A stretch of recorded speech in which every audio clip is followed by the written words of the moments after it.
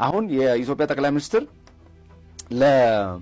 በዓለም አቀፍ ደረጃ እየተፈለጉ ያሉት ኢትዮጵያ ውስጥ የተሰሩ ስራዎችን በተለይ ደግሞ ከዚህ ከአረንጓዴ ኃይል ጋር በተያያዘ ሰፊ ተሞክሮቻቸውን ለዓለም እያካፈሉ ነው።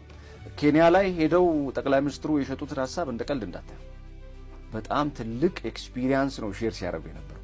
እንደምታውቀው ከጎረቤት አገራት ከሱዳን ጋርም እንደዚሁ የህዳሴ ግድብ ግንባታን ተሞክሮ ግድብ ለመገንባት ለሚፈልጉ የአፍሪካ ሀገራት የቀጠናውን አንድ ማድረግ የማስተባበር ሀያል የመሆን ጉዳይ ሳይሆን የአፍሪካን ድምጽ በአፍሪካውያን መሰማት አለበት። የአፍሪካ ኢኮኖሚ በአፍሪካውያን መጠገን መቻል አለበት።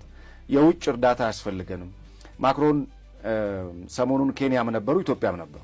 ኬንያ በነበሩበት ጊዜም ሲያነሱ የነበረው የኬንያው ፕሬዝዳንት ኡሁሩ ኬንያታም ሲያነሱ የነበረው ነገር ምንድነው?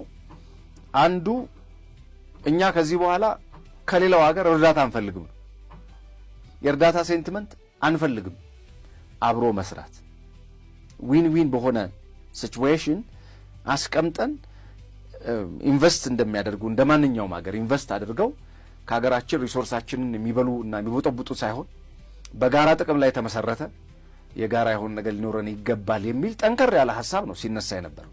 በተመሳሳይ ይሄንን ቃል ኢትዮጵያ ውስጥም ሰምቼዋለሁ። በተመሳሳይ ሰው ይሄ ቀላል የሚባል አይደለም። አይኤምኤፍ መጥቶ የነገረን እሱ አዲስ አበባ በጣም በከፍተኛ ፕሮግረስ እየተለወጠች ነው። ከጊዜ ወደ ጊዜ ለውጧ በጣም አስደንጋጭ ነው። ይሄ ደግሞ የዓለምን ቀልብ እንድስብ ያደርጋታል በተለያየ አውድ ማለት